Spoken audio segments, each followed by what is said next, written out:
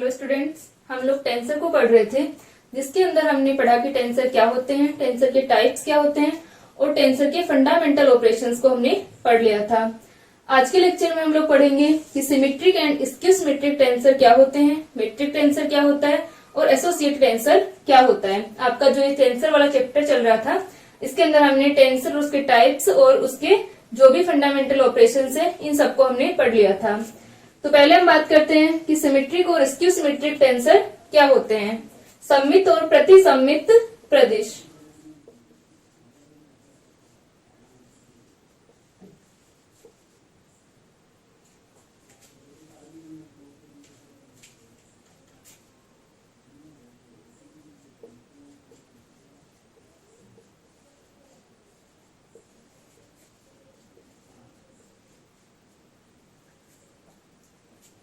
तो सम्मित प्रदिश और प्रतिसम्मित प्रदिश क्या होंगे। पहले हम बात करें सम्मित प्रदिश की।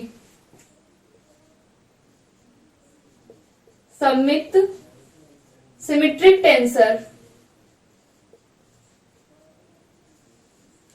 कोई भी टेंसर सम्मित या सिमेट्रिक कब कहलाता है, जब उसके जो इंडाइसेस हैं, जैसे मान लो हमारे पास में PQR ST एक क्या है, फिफ्थ रैंक का मिक्स्ड टेंसर है।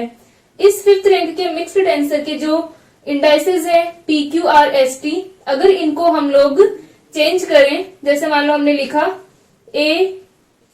AQPR ST, तो इसके सूचकांकों को चेंज करने पर यानी आपस में बदलने पर अगर उसके घटकों का मान नहीं बदलता है, तब तो वो टेंसर क्या कहलाता है, अपने सूचकांकों के रिस्पेक्ट में क्या कहलाएगा, इंडाइसेस के रिस्पेक्ट में सिमेट्रिक कहलाएगा।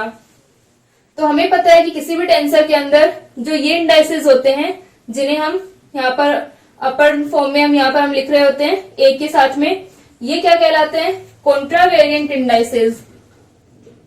कॉन्ट्रावेरिएंट इंडाइसेस सहचर सूचकांक, वो प्रतिचर सूचकांक,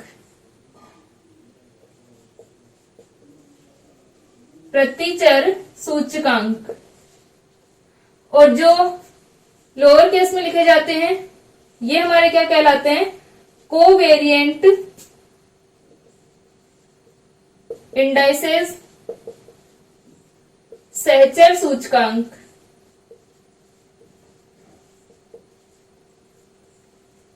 तो पहले हम डिफाइन करते हैं कि अगर हम प्रतिचर सूचकांकों को चेंज करते हैं और टेंसर का जो घटक है, कंपोनेंट है, वो चेंज नहीं होता है, तब तो क्या होगा कि वो कॉन्ट्रावेरिएंट इंडाइसेस के रिस्पेक्ट में प्रतिचर सूचकांकों के सापेक्ष सिमेट्रिक होगा। और अगर हम कोवेरिएंट इंडाइसेस को चेंज करें, तब उसकी कंपोनेंट का, टेंसर जो हमारा, उसका यहाँ पर कंपोनेंट है A, तो उसका ये जो कंपोनेंट है वो चेंज नहीं होता है, तब वो क्या होगा, अपने कोवेरिएंट इंडाइसेस के रिस्पेक्ट में सिमेट्रिक होगा। तो किसी भी टेंसर के लिए हम लिख सकते हैं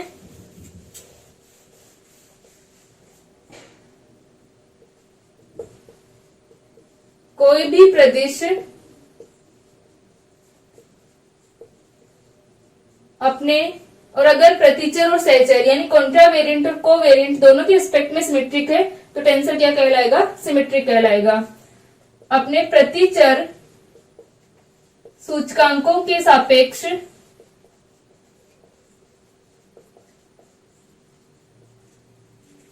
सम्मित कहलाता है।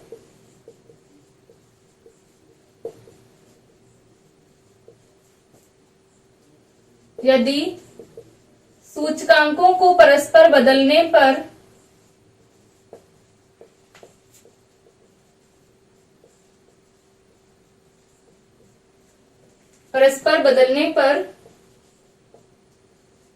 उसके घटक का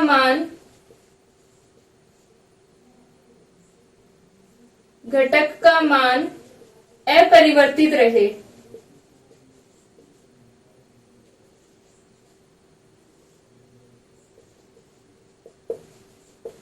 अर्थात यदि यहाँ पर भी आप लोग एक बार लिख लेना, प्रतिचर लिख लेना, यहाँ पर भी कोई भी प्रदिश अपने प्रतिचर सूचकांकों के सापेक्ष सम्मित कहलाता है यदि प्रतिचर सूचकांकों को परस्पर बदलने पर घटक का मान क्या रहे, अपरिवर्तित रहे। यानी कॉन्ट्रावेरिएंट टेंसर, जो कॉन्ट्रावेरिएंट हमारे इंडाइसेस हैं, उनको अगर हम चेंज करते हैं तो क्या हो, उसका मान चेंज ना हो। यानी ए P Q R S T, तो इसके अंदर एस टी तो क्या है, कोवेरिएंट इंडाइसेस है, पी क्यू आर क्या है, कॉन्ट्रावेरिएंट इंडाइसेस है। तो अगर ए पी क्यू आर और क्यू पी आर का मान सेम हो तो ये क्या कहलाएगा, सममित कहलाएगा, सिमेट्रिक कहलाएगा कॉन्ट्रावेरिएंट के रिस्पेक्ट में। इसी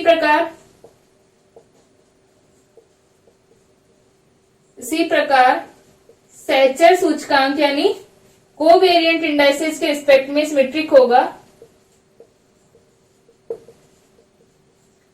सूचकांकों के सापेक्ष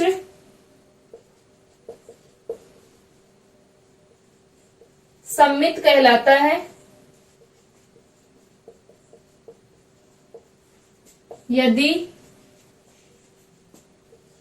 ए P Q R S T equal to A P Q R T S तथा यदि प्रदिश कॉन्ट्रावेरिएंट और कोवेरिएंट दोनों के रिस्पेक्ट में सिमेट्रिक है तो सिमेट्रिक टेंसर होगा। यदि प्रदिश सहचर तथा प्रतिचर दोनों सूचकांकों के सापेक्ष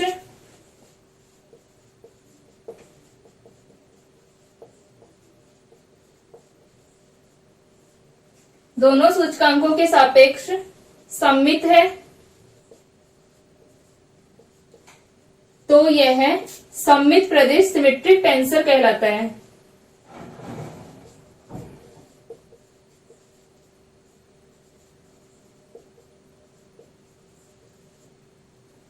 इसी प्रकार अब क्या होगा कि अगर टेंसर का मान, इन इंडाइसेस को हम इंटरचेंज करते हैं और इंटरचेंज करने पर टेंसर का मान चेंज होता है तो टेंसर क्या होगा, एंटी सिमेट्रिक होगा या स्क्यू सिमेट्रिक होगा, प्रतिसम्मित होगा।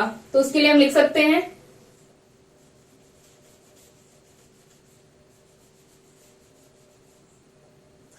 कोई भी प्रदिश अपने प्रतिचर सूचकांकों के सापेक्ष यानी कॉन्ट्रावेरिएंट इंडाइसेस के रिस्पेक्ट में प्रतिसम्मित कहलाता है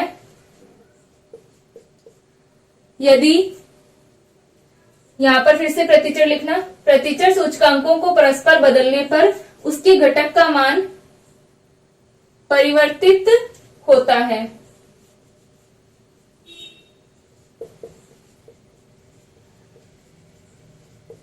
अर्थात अगर हम क्या करें, कॉन्ट्रावेरिएंट इंडाइसेस को चेंज कर रहे हैं, इंटरचेंज कर रहे हैं, तो क्या होगा कि उसका जो टेंसर है उसका मान चेंज होता है, तो स्क्यू सिमेट्रिक होगा।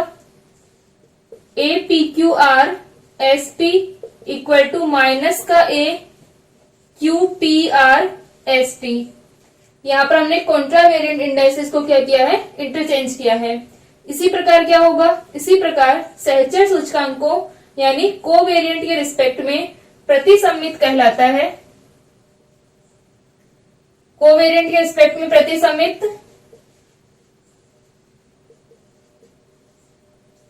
कहलाता है यदि A P Q R S T equal to minus का A P Q R T S, तो क्या कहलाएगा, प्रतिसम्मित कहलाएगा, स्क्यू सिमेट्रिक कहलाएगा।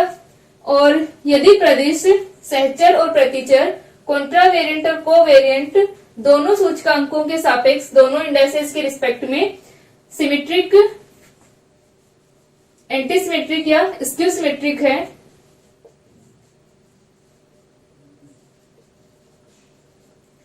तो यह प्रतिसम्मित प्रदिश कहलाता है, स्क्यू सिमेट्रिक टेंसर कहलाता है।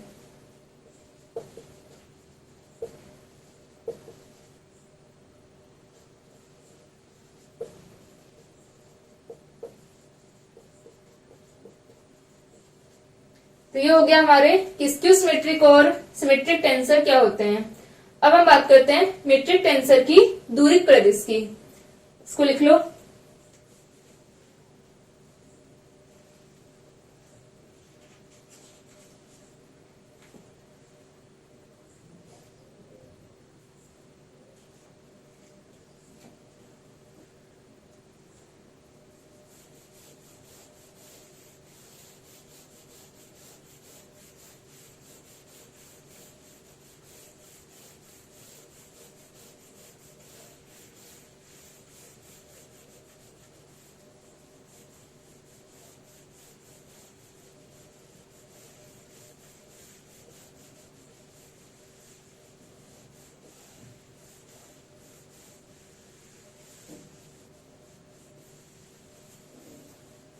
नेक्स्ट है दूरी प्रदिश मेट्रिक टेंसर।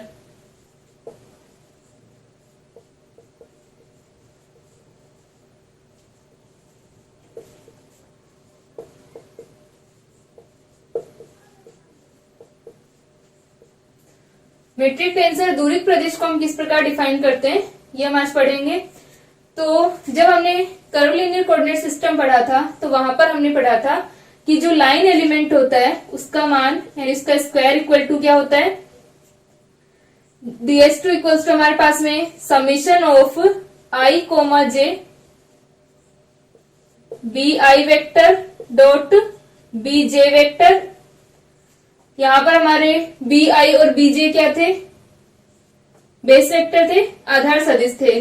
हमारा लाइन एलिमेंट क्या होता है, जैसे मान लो हमारे पास में कोई फ्रेम है, यहाँ पर हमारे पास में 2 पॉइंट्स हैं, तो इन दोनों पॉइंट्स को मिलाने वाली जो हमारी रेखा होगी ये हमारी क्या होगी, एक लाइन होगी।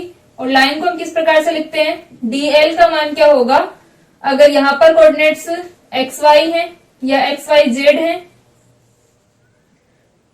x1 y1 z1 और यहाँ पर x2 y2 z2 है, तो हम किस प्रकार से लिखते हैं, इसका स्क्वायर अगर हम करें तो x2 माइनस x1 का square plus y2 minus y1 का स्क्वायर, इस प्रकार से हम यहाँ पर निकालते हैं। यानी हम कह सकते हैं dx square plus dy square plus dz square, ये हमारा क्या होता है, लाइन एलिमेंट होता है।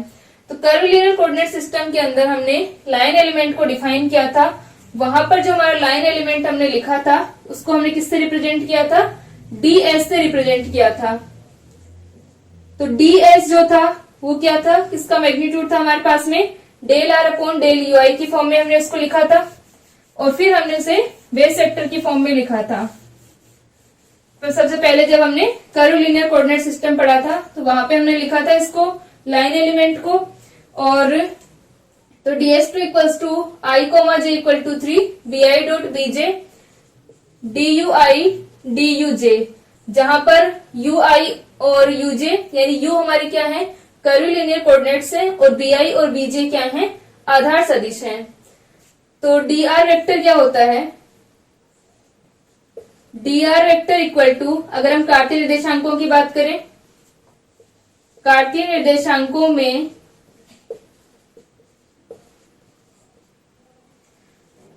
या पहले हम bi और bj को डिफाइन करें, जहां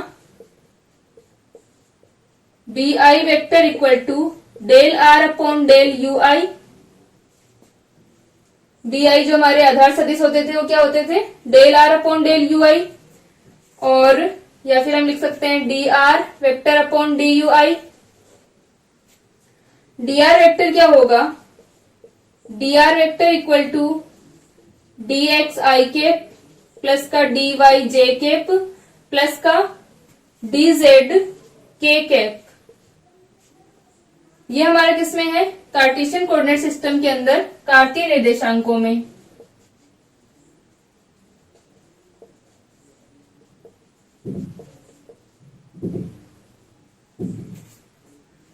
तो कार्तीय निर्देशांकों में हमारा dr वेक्टर ये होता है। अब प्रदिश संकेतन में यानी टेंसर नोटेशन में xyz को हम कैसे लिखते हैं, प्रदिश संकेतन में x equal to x1, y equal to x2 और z इक्वल टू x3, ये हमारे पास में आ जाएगा टेंसर नोटेशन के अंदर। तथा वक्र रेखी निर्देशांक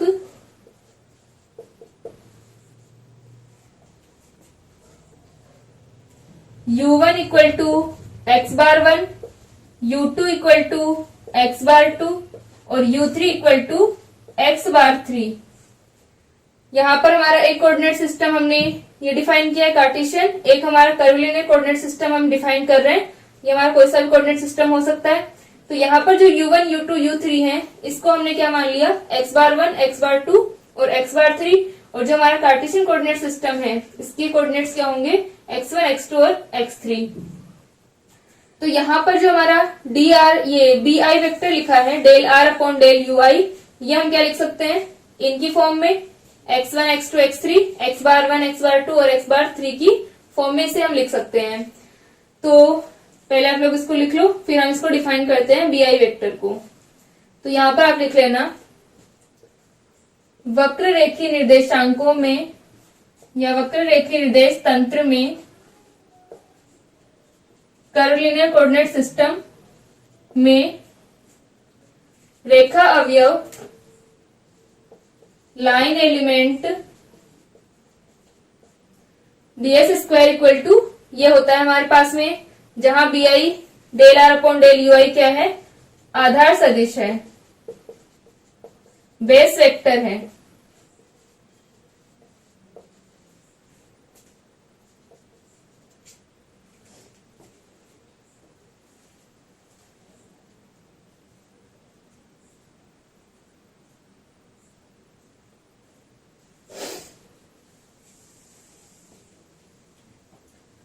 यहां तक हो गया। तो अब हम BI के अंदर मान रखें, BI इक्वल टू अपना del R upon del UI होगा, क्योंकि यहां पर एक से ज्यादा हमारे कोऑर्डिनेट्स हैं। तो अब हम BI के अंदर इनके मान रखते हैं। इसको इक्वेशन नंबर 1 डाल देना।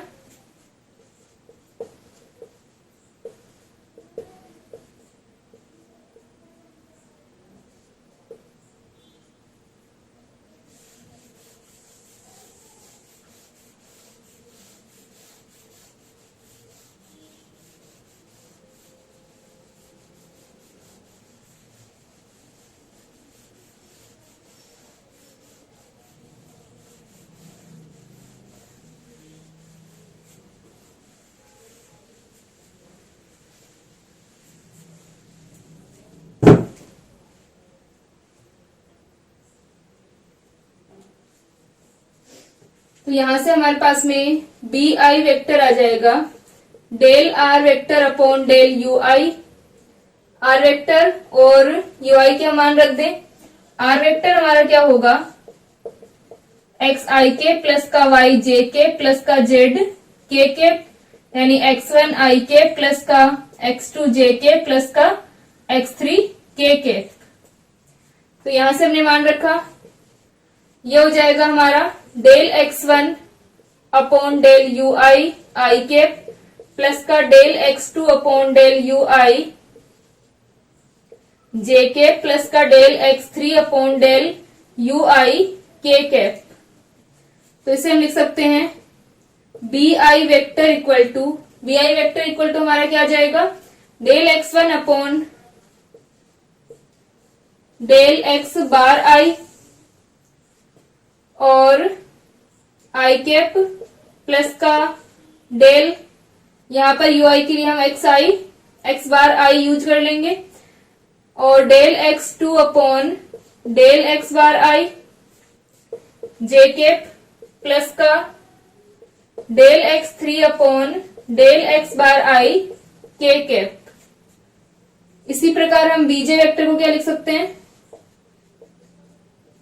इसी प्रकार BJ vector equal to del x1 upon del x bar j i cap del x2 upon del x bar j cap plus का del x3 upon del x bar j k cap. और BI dot BJ vector हमारा क्या हो जाएगा,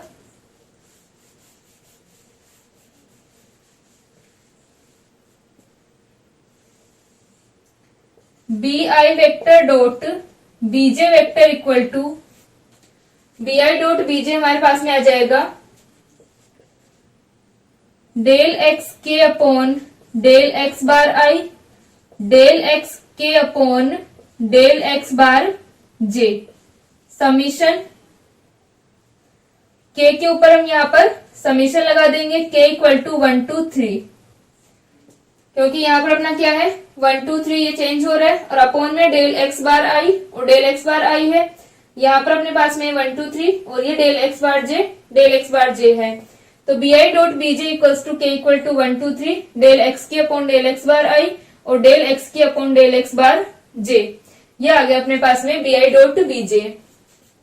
ये जो bi dot बीजे होता है, bi vector dot BJ vector, इसको हम क्या कहते हैं, मैट्रिक्स गुणांक कहते हैं। इसे मैट्रिक्स गुणांक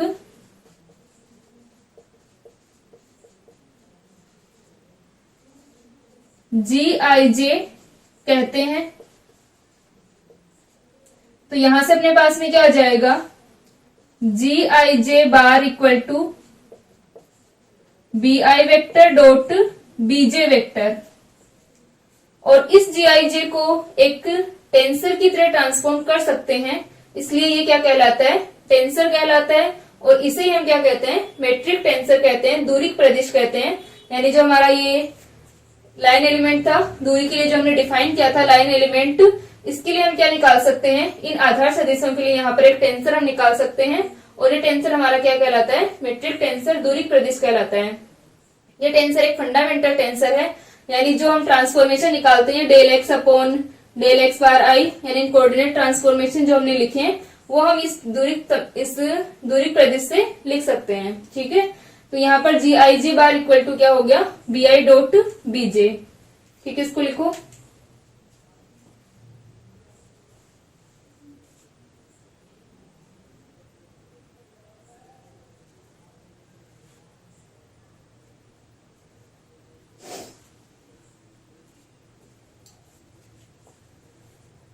यहां तक हो गया।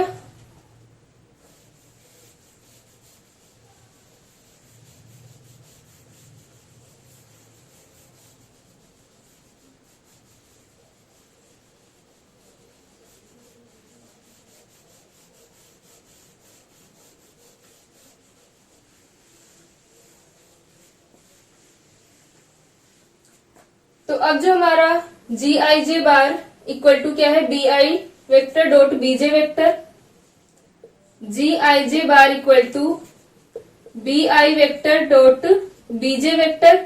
और BI vector dot BJ vector का मान क्या होता है, BI वेक्टर क्या होगा, H1 E1 कैप या HI EI कैप, और BJ क्या होगा, HJ EJ कैप।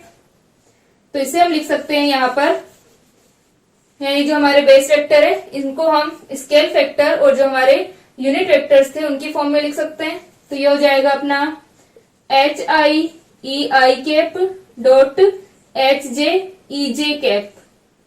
और इसे हम लिख सकते हैं HI HJ EI cap dot EJ cap. अब यदि हमारा जो कोऑर्डिनेट सिस्टम है वो ऑर्थोगोनल है, ऑर्थोगोनल कोऑर्डिनेट सिस्टम का मतलब कि हमारे जो एक्सिस होंगे वो परपेंडिकुलर हैं, तो क्या हो जाएगा, EI डॉट EJ का मान क्या होगा, 0 होगा अगर हमारे I और J इक्वल नहीं हुए। हमारे पास में क्या होता है, I डॉट J, यानी कार्टेशियन कोऑर्डिनेट सिस्टम हमारा क्या है, ऑर्थोगोनल कोऑर्डिनेट सिस्टम है, चाहे हमारा कार्टेशियन हो या स्फेरिकल हो, ये हमारे क्या है, ऑर्थोगोनल कोऑर्डिनेट सिस्टम है। इनके अंदर क्या होता है कि अगर सेम अगर हम यूनिट वेक्टर्स का डॉट प्रोडक्ट लेंगे तब तो उनकी वैल्यू 1 आती है, और अगर हमारे यूनिट वेक्टर्स चेंज हैं तब हमारे पास में वैल्यू क्या आती है, डॉट प्रोडक्ट क्या आता है, 0 आता है। तो हम लिख सकते हैं, यदि निर्देश तंत्र लांबिक है, कोऑर्डिनेट सिस्टम ऑर्थोगोनल है, लांबिक है, तो EI cap dot EJ cap equal to 0 जब I not equal to J और इक्वल टू 1 जब I इक्वल टू J, तथा यदि निर्देश तंत्र लांबिक नहीं है यानी ऑर्थोगोनल नहीं है, निर्देश तंत्र लांबिक नहीं है, तो क्या होगा, तो GIJ बार के 9 अवयव प्राप्त होते हैं। तो ये हमारा क्या है, इसका मतलब GIJ क्या है, एक टेंसर है। GIJ बार के 9 अवयव प्राप्त होते हैं। तो GIJ bar equal to BI vector dot BJ vector equal to summation of K equal to 1 to 3 del x के अपॉन डेल एक्स बार आई, डेल एक्स के upon del x bar J, ये हो गया। अतः हमारा जो जी आई जे बार है वो क्या होता है, एक प्रदिश होता है, एक टेंसर होता है। और इसको प्रूव करने के लिए एक जी आई जे हमारे यहाँ पर कौन सा टेंसर होगा, कोवेरिएंट टेंसर। तो ये एक कोवेरिएंट टेंसर है। इसको हम प्रूव कैसे कर सकते हैं, यहाँ पर हमारे जो कंपोनेंट्स आ रहे हैं वो 9 आ रहे हैं, तो ये हमारा एक टेंसर है। अगर हम इसको प्रूव करना चाहें कि इसका जो ट्रांसफॉर्मेशन हो रहा है वो टेंसर की तरह हो रहा है, तो हम कैसे प्रूव करेंगे कि ds2 को हम क्या ले लेंगे, इनवेरिएंट ले लेंगे, निश्चर ले लेंगे। ds2 क्या है, लाइन एलिमेंट का स्क्वायर है यहाँ पर अपने पास में। ds2 अगर हमारे पास में ds स्क्वायर जो हमारा अगर इनवेरिएंट हम ले, और वैसे भी ये हमारा क्या होता है, इनवेरिएंट होता है, तो इसको हम इनवेरिएंट मान करके इसे मैट्रिक्स प्रूव, इसे टेंसर प्रूव कर सकते हैं। इनवेरिएंट का मतलब क्या होता है,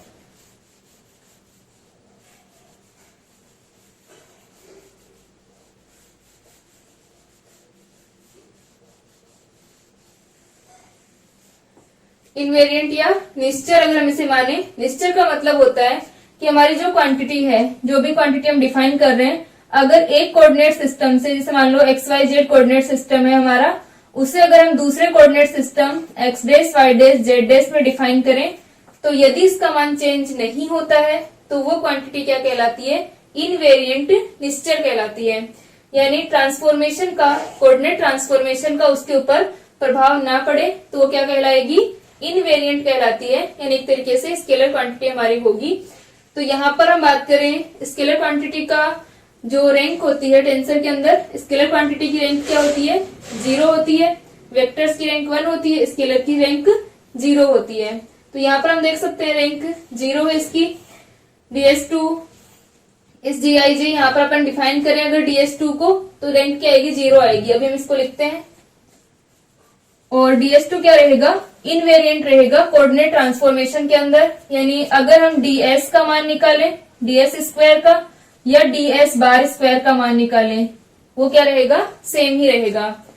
ds हमारा एक कोऑर्डिनेट सिस्टम के अंदर है, ds बार हमारा दूसरे कोऑर्डिनेट सिस्टम के अंदर है। जैसे मान लो ये हमारा x1 x2 x3 के अंदर है, ये x bar 1 x bar 2 x bar 3, जैसे कि s फ्रेम और s डेस फ्रेम होते हैं, उनके अकॉर्डिंग अगर हमने, जैसे मान लो एक बार हमने क्या लिया, s फ्रेम में लिया लाइन एलिमेंट ds, और एक बार हमने क्या लिया, s डेस फ्रेम में लिया। तो चाहे हम s फ्रेम में निकालें या s डेस फ्रेम में निकालें, इसका मान क्या रहेगा, सेम रहेगा। तो ये क्या कहलाता है, इनवेरिएंट कहलाता है। इसको इनवेरिएंट लेकर के हम क्या प्रूव कर सकते हैं कि जी आई जे क्या है, एक सेकेंड रैंक का कोवेरिएंट टेंसर है। ठीक है, इसको लिख लो एक बार।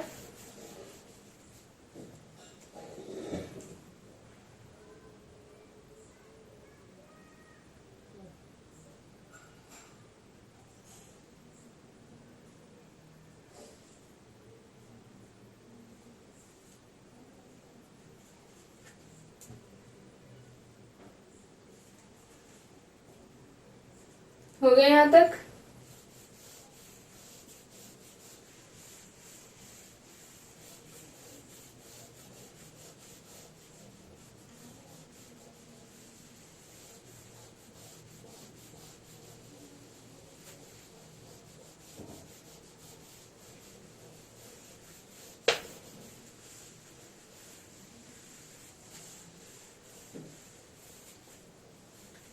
तो हम लिख सकते हैं कि जी आई जे बार, या हमारा जो जी आई जे है वो क्या होता है, जी आई जे एक द्वितीय कोटि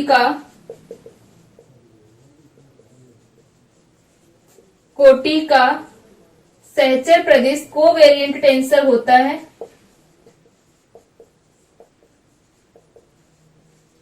इसे ds स्क्वायर को निश्चर मान करके सिद्ध कर सकते हैं। निश्चर इनवेरिएंट लेकर, वैसे भी हमारा ये जो ds स्क्वायर क्या होता है, इनवेरिएंट होता है। ds स्क्वायर को निश्चर मानकर या लेकर कर सकते हैं, इसे ds स्क्वायर को निश्चर लेकर सिद्ध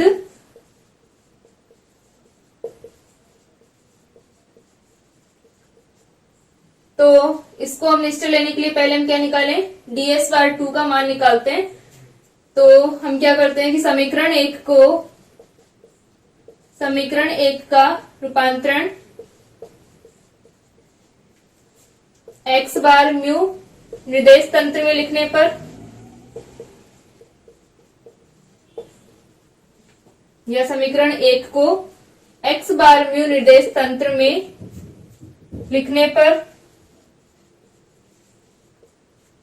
क्या आ जाएगा, ds बार का square equal to i comma j 1 2 3 i comma j equal to 1 2 3 bi dot bj vector. इसकी जगह हम क्या लिख सकते हैं, gij बार लिख सकते हैं।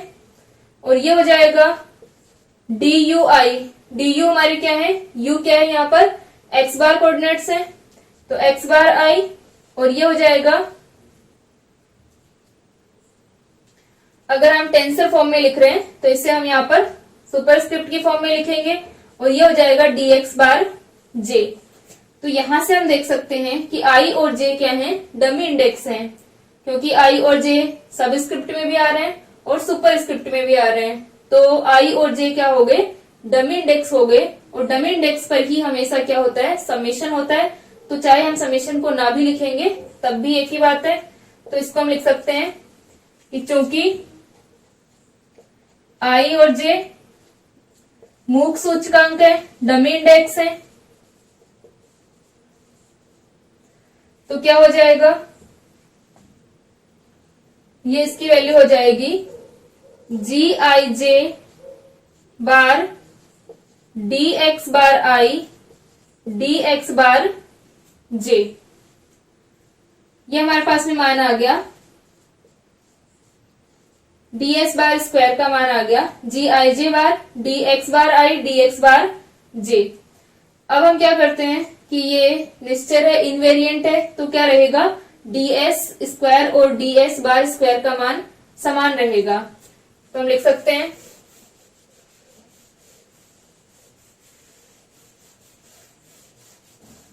और यहां से हम ये भी देख सकते हैं कि ds बार, ये जो हमारा स्क्वायर हमने लिखा है, इसकी यहाँ पर रैंक क्या हो गई, 0 हो गई, क्योंकि यहाँ पर जो भी इंडाइसेज है वो सारे क्या हैं, डमी इंडाइसेज हैं, और ये काउंट नहीं होते हैं।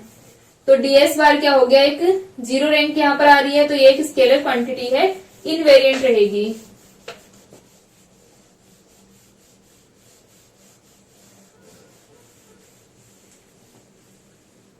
तो हम लिख सकते हैं कि चूंकि ds स्क्वायर निश्चर है, अतः ds बार का square equal to ds square, यानी अगर हम इसे x बार कोऑर्डिनेट्स में ले या x कोऑर्डिनेट्स के अंदर ले, क्या रहेगा, इसका मान समान रहेगा। तो यहां से अगर हम इसका मान रखें x बार निर्देश तंत्र के अंदर और x निर्देश तंत्र के अंदर, तो क्या आ जाएगा, ds बार का मान हम रख दें और ds स्क्वायर का मान हम रख दें। तो ds बार स्क्वायर का मान हमारा क्या है, gij bar dx bar i dx bar j equal to, अब यहाँ पर हम कोई और इंडाइसेस ले लेते हैं। अगर हम x कोऑर्डिनेट सिस्टम में लिख रहे हैं, मान लो हमने म्यू और न्यू ले लिया, यहाँ पर आप कोई भी इंडाइसेस ले सकते हैं, बस यहाँ पर हमने ij लिखा है तो यहाँ ij नहीं लेते हैं, क्योंकि ij हम किसको रिप्रेजेंट कर रहे हैं, x बार कोऑर्डिनेट सिस्टम को, ठीक है। तो यहाँ पर हमने म्यू न्यू ले लिया, तो यह आ गया g म्यू न्यू dx बार म्यू और dx बार न्यू, ये इक्वल है अपना।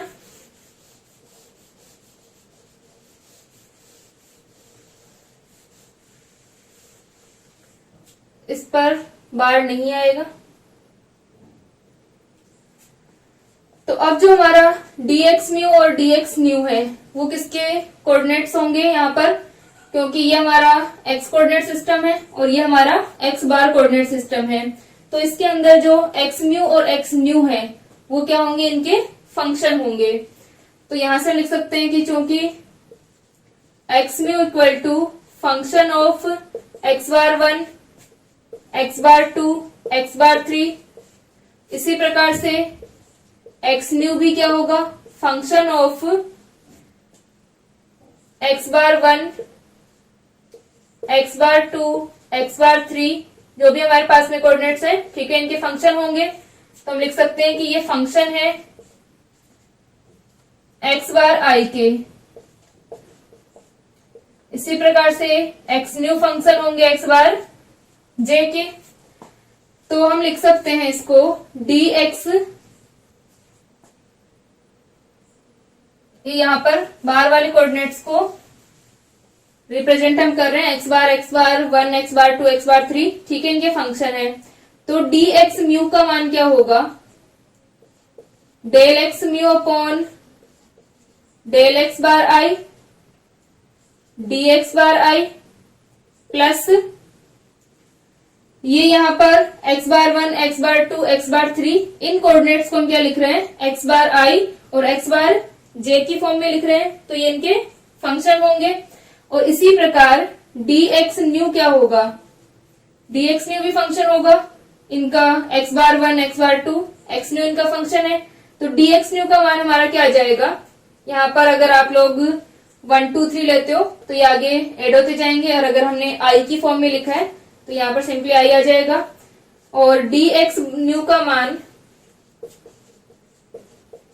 यह आ जाएगा del x nu upon del x bar j d x j. ये अपने पास में क्या आ गया? Del x nu upon del x bar j d x j. तो यहां से डी एक्स म्यू और डी एक्स न्यू का मान हम रख देते हैं। तो ये हमारी इक्वेशन आ जाएगी g i j bar equal g i j bar d x bar I D x bar j equal to g mu nu. D x mu की जगह हमारा आ जाएगा del x mu upon del x bar i, यह आ जाएगा del x nu upon del x bar j, और यह आ जाएगा d x i D x bar i और डी एक्स बार जे। ये अपनी इक्वेशन आ गई। यहां पर हमने क्या किया कि जो हमारा ds स्क्वायर है वो इनवेरिएंट है, यानी बार वाला जो हमारा कोऑर्डिनेट सिस्टम है और बिना बार के हमारा जो कोऑर्डिनेट सिस्टम है यानी s और s' फ्रेम है, उन दोनों में इसका मान समान रहेगा। तो हमने इसको इक्वल कर दिया। ds बार का मान हमने ये रख दिया, और ds स्क्वायर का मान क्या होगा? ds का मान भी इसी तरह से होगा, लेकिन यहाँ पर बार नहीं आएगा, ठीक है, क्योंकि ये s' फ्रेम में और ये हमारा s फ्रेम में है, तो यहाँ पर बार नहीं होगा। और यहाँ पर हमने कोई अलग इंडाइसेस डिफाइन कर दिए, म्यू और न्यू को हमने डिफाइन कर दिया। अब हमें पता है कि x और x बार हमारा जो कोऑर्डिनेट सिस्टम है, इनके अंदर क्या होगा कि ये सारे हमारे क्या होंगे? फंक्शन होंगे इनके। जैसे हमने स्टार्टिंग में कर्विलिनियर कोऑर्डिनेट सिस्टम में भी लिखा था कि जो हमारा कोऑर्डिनेट सिस्टम होगा वो फंक्शन होगा u1, u2, u3 इनका। तो यहाँ पर जैसे कि हमने फंक्शनल ट्रांसफॉर्मेशन डिफाइन किया था, फलनिक रूपांतरण। तो x म्यू जो है कोऑर्डिनेट्स वो x bar 1, x bar 2, x bar 3 इनके फंक्शन है। इसी तरह से x न्यू है कोई दूसरा कोऑर्डिनेट है, ये हमारा s फ्रेम के अंदर कोऑर्डिनेट है, और ये सारे s' फ्रेम के अंदर कोऑर्डिनेट है। तो ये इनका फंक्शन होगा, और x न्यू भी इनका फंक्शन होगा। यहाँ पर चाहो तो आप लोग इसको लिख सकते हो इक्वल टू x म्यू जो है वो फंक्शन ऑफ x बार आई, इसी प्रकार x न्यू भी फंक्शन ऑफ x बार जे हम यहाँ पर लिख रहे हैं। तो dx म्यू अगर हम निकालेंगे तो उसका मान ये आ जाएगा, dx न्यू हम निकालेंगे तो ये हमारे पास मान आ जाएगा, और इन सबको हमने इस इक्वेशन में रख दिया। अब इसे हम कंपेयर करें तो क्या आएगा हमारे पास?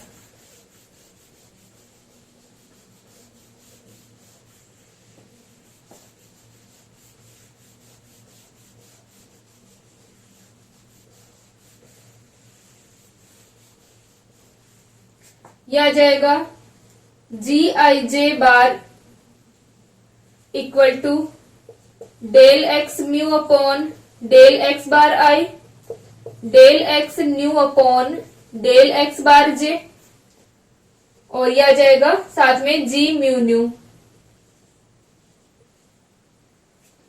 तो ये हमारा क्या आ गया? एक टेंसर का ट्रांसफॉर्मेशन है ये, तो हम कह सकते हैं अतः जी म्यू न्यू एक द्वितीय कोटि सेकंड रैंक का सहचर प्रदेश कोवेरिएंट टेंसर है। यहां लिख लेना कि उपरोक्त समीकरण से सिद्ध होता है कि जी म्यू एक द्वितीय कोटि का सहचर प्रदेश कोवेरिएंट टेंसर है, सेकंड रैंक का कोवेरिएंट टेंसर होगा। ठीक है, तो यहाँ पर जो हमारा जी आई जे या जी म्यू जो भी हमारा वो क्या है, एक टेंसर है। ठीक है, इसको लिख लो।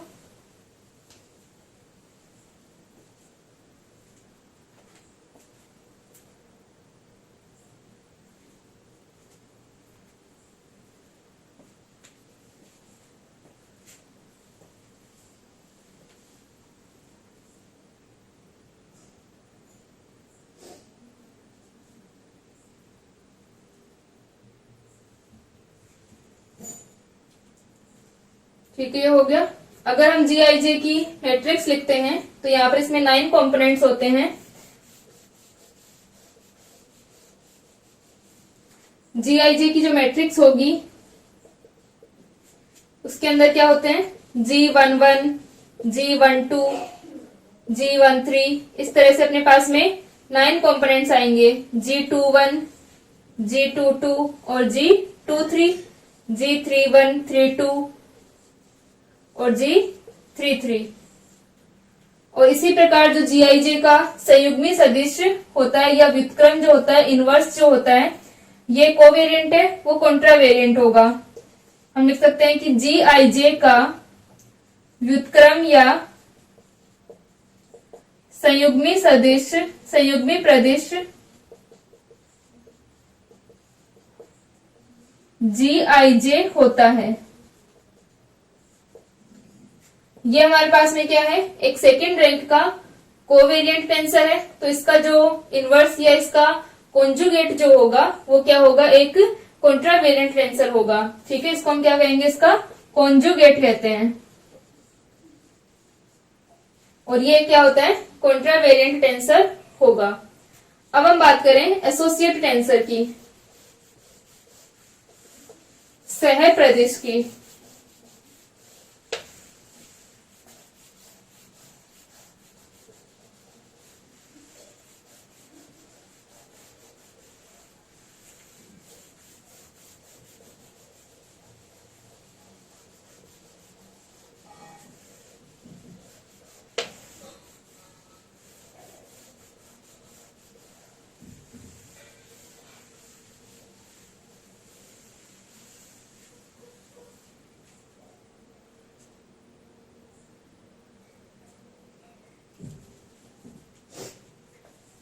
ठीक है, सह प्रदिश एसोसिएट टेंसर क्या होता है, यदि हमारे पास में कोई टेंसर है ए म्यू और इसका हम क्या लें, दूरी टेंसर यानी मेट्रिक टेंसर के साथ में जी म्यू के साथ में हम क्या लें, इसका इनर प्रोडक्ट लें, तो हमें क्या मिलता है, इसका सह प्रदिश मिलता है, इसका एसोसिएट टेंसर हमें प्राप्त होता है। यानी ए म्यू क्या कहलाता है, इस ए म्यू का एसोसिएट टेंसर कहलाता है जब हम ए म्यू का जी म्यू के साथ में मेट्रिक टेंसर के साथ में क्या लेते हैं, इनर प्रोडक्ट लेते हैं।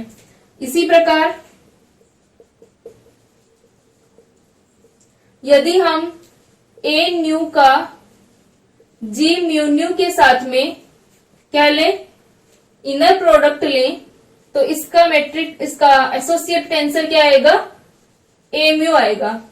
ठीक है, यहाँ पर ए म्यू क्या है, एक कॉन्ट्रावेरिएंट टेंसर है, इसका हमने मेट्रिक टेंसर के साथ में इनर प्रोडक्ट लिया तो हमें क्या मिला, एक कोवेरिएंट टेंसर मिला, और ये कोवेरिएंट टेंसर इसका एसोसिएट टेंसर कहलाता है। इसी प्रकार हमने एक कोवेरिएंट टेंसर का मेट्रिक टेंसर के साथ में इनर प्रोडक्ट लिया तो हमें एक कॉन्ट्रावेरिएंट टेंसर मिला, और ये कॉन्ट्रावेरिएंट टेंसर इसका एसोसिएट टेंसर कहलाता है। इसका मतलब एसोसिएट टेंसर के अंदर क्या होता है कि जो हमारे सूचकांक हैं, इंडाइसेस हैं, उनको गिराने या उठाने का काम करता है, क्योंकि यहाँ पर इसका सब सुपरस्क्रिप्ट में था और हमारे पास में जो एसोसिएट टेंसर मिलता है उसमें सबस्क्रिप्ट में मिला। यहाँ पर अपने पास में सबस्क्रिप्ट में था और एसोसिएट टेंसर में सुपरस्क्रिप्ट में हमें मिला। इसका मतलब कि जो एसोसिएट टेंसर होता है वो क्या करता है, सूचकांकों को गिराने या उठाने का, लोअरिंग या रेजिंग का काम करता है। ठीक है, और ये इस प्रकार से हम एसोसिएट टेंसर को डिफाइन करते हैं। जहां पर जी म्यू का हम ट्रांसफॉर्मेशन लिख सकते हैं, ए म्यू का हम ट्रांसफॉर्मेशन लिख सकते हैं, तो हमारे पास में ये आएगा, क्योंकि म्यू तो यहाँ पर अपना क्या बन गया, डमी इंडेक्स बन गया है। इसी प्रकार इसका अगर हम ट्रांसफॉर्मेशन लिखें, जी म्यू का हम ट्रांसफॉर्मेशन लिखें, तो हमारे पास में ए म्यू आएगा, यानी ए म्यू का ट्रांसफॉर्मेशन हमें प्राप्त होगा, क्योंकि म्यू यहाँ पर डमी इंडेक्स है। तो इसको आप लोग करके देख सकते हैं। ए म्यू का ट्रांसफॉर्मेशन आप लिखें, इसका लिखें, तो हमारे पास में ए न्यू का ट्रांसफॉर्मेशन हमें प्राप्त होगा। ठीक है, तो इसे हम इस प्रकार से एसोसिएट टेंसर को डिफाइन करते हैं। ठीक है, तो आज के लेक्चर में हम लोगों ने एसोसिएट टेंसर, मेट्रिक टेंसर और सिमेट्रिक और स्किस्मेट्रिक टेंसर क्या होते हैं ये पढ़े। नेक्स्ट लेक्चर में हम कंटिन्यू करते हैं।